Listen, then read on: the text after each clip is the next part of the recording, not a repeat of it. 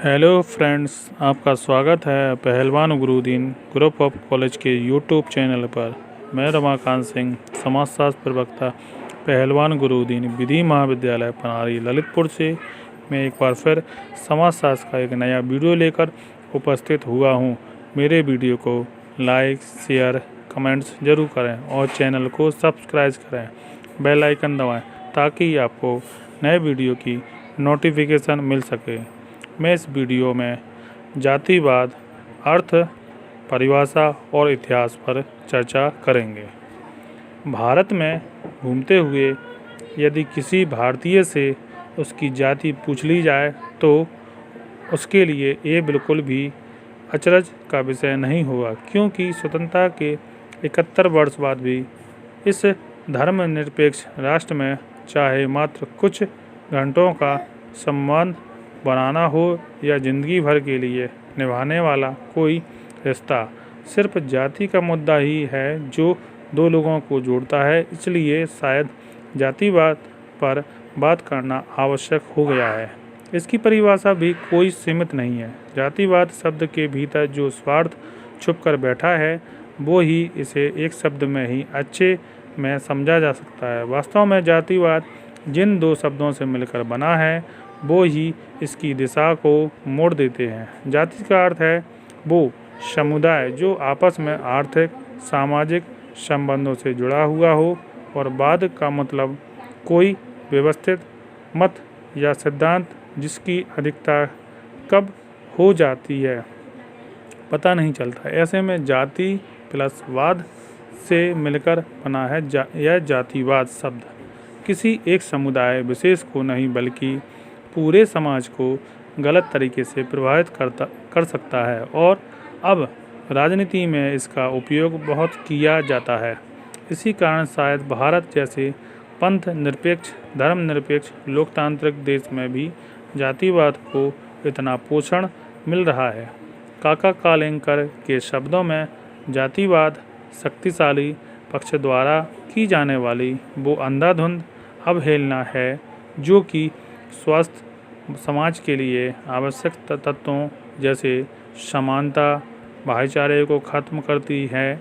जबकि के.एम. पणिक्कर के शब्दों में जातिवाद किसी जाति या उपजाति की वो ईमानदारी है जो कि राजनीति में अनुवादित हो चुकी है।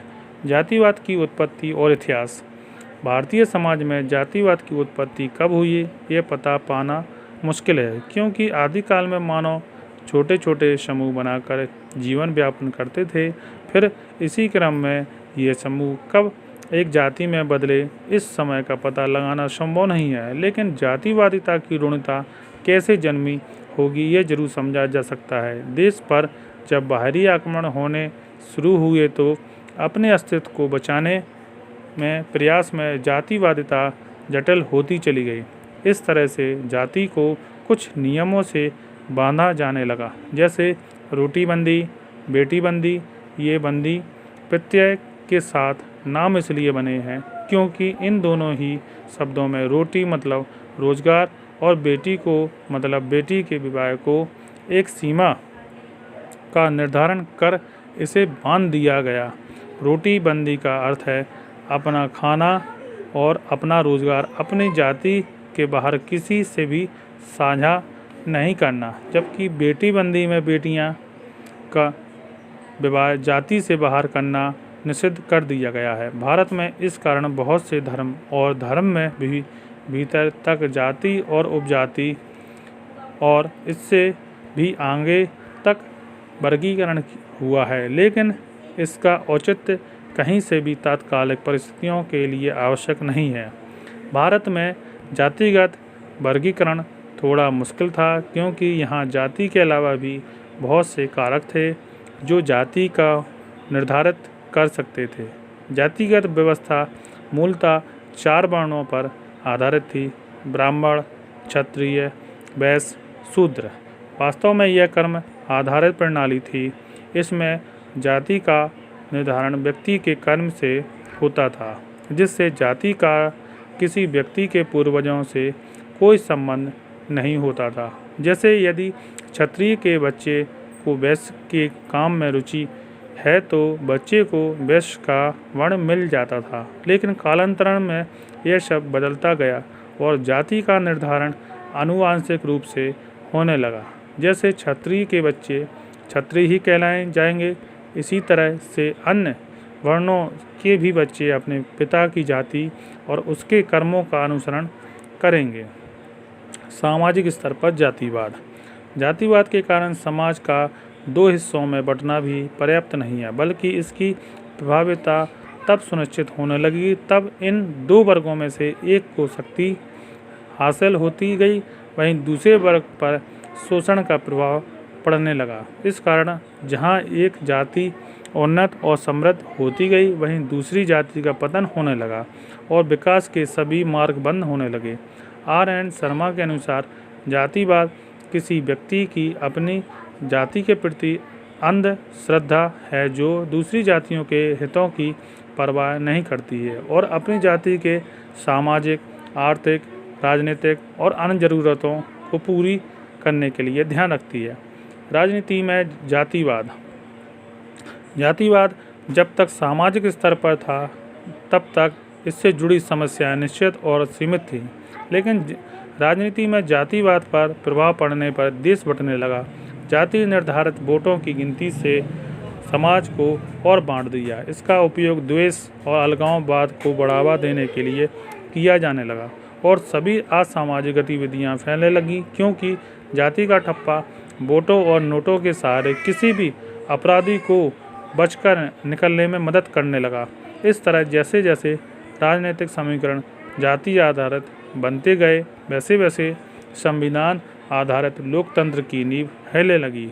जातिवाद के चिन्ह। जातिवाद का विचार जातियों और उपजातियों की ईमानदारी और समर्पण की महत्ता को दिखाता है। यह या तो अन्य जातियों के हितों पर ध्यान नहीं देता है या परवाह नहीं करता है। किसी भी जातिवादी के लिए मेरी जाति का आदमी और केवल मेरी जाति ही सही या गलत है का सिद्धांत है। सब कुछ होता है। जातिवादी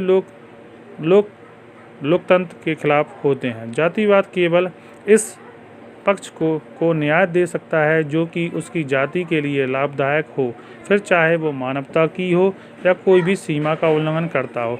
जातिवाद किसी भी देश के निर्माण के लिए और प्रगति के लिए बहुत ही बड़ी बाधा है और यह संविधान के विपरीत भी है। जातिवाद में शोषण की संभावना बहुत बढ़ जाती है। इसमें कोई एक जाति ऊंची तो कोई एक नीची जाति बन जाती है और इस तरह से कम शक्तिशाली जाति का शोषण होने लगता है और इस ऊंच नीच के निर्धारण के लिए कोई तय क्षेत्र भी नहीं होता है। जैसे जाति आधारित वर्गीकरण के लिए पैसा, विद्या और कर्म अब तक मुख्य कारण रहे हैं, जिसमें ब्राह्मण, क्षत्रिय, वैश्य स्वतः समर्पण में आ गए। बाकी सभी जातियां इसके शोषण का शिकार होने लगी। जातिवाद के कारण अपनी जाति के सम्मान की रक्षा करना। कोई भी व्यक्ति अपनी जाति के लिए जन्म से ही गौरववंत रहता है। इस कारण अपनी जाति के लिए प्रति समर्पण भाव में वह इतना आत्मलीन हो जाते हैं कि मानवता की सभी मर्यादा तक भूल जाते हैं और यही वर्ग शोषक का वर्ग बन जाता है, जबकि शोषित वर्ग अपने दिए गए कर्म के साथ ही जीवन यापन करके हमेशा के लिए दबा रहना चाहता है। अंतः जातीय विवाह। किसी समुदाय में ये परंपरा की शादी अपने समूह से बाहर नहीं करनी चाहिए। जातिवाद को और प्रबलता प्रदान करती है। इसके कारण सिर्फ सामाजिक स्तर पर संकुचन नहीं आता, बल्कि किसी जाति का जीन पूल भी सिमट कर रह जाता है। जीन्स में विविधताएं नहीं आ पाती हैं। शहरीकरण। गाँव में रोजगार की कमी के चलते काफ़ी जनसंख्या शहरों में बसने लगी हैं, लेकिन वहाँ जातीय विभिन्नताओं के चलते जीवन यापन और संवाद मुश्किल होने लगा है। ऐसे जातिवाद को और भी बल मिला है और जो लोग भिन्न भिन्न गाँवों में के थे, एक ही जाति के होने के कारण साथ साथ रहने लगे। सामाजिक दूरी। वो जातियाँ जो खुद को दूसरे से बेहतर समझती हैं, वो अन्य जातियों से दूरी रखने लगीं, जिस कारण छुआछूत, सामाजिक असमानता बढ़ने लगी और जातिवाद न केवल इन जातियों में बल्कि उस वर्ग में भी प्रबल होने लगा जो इस असमानता का शिकार हो रही हैं।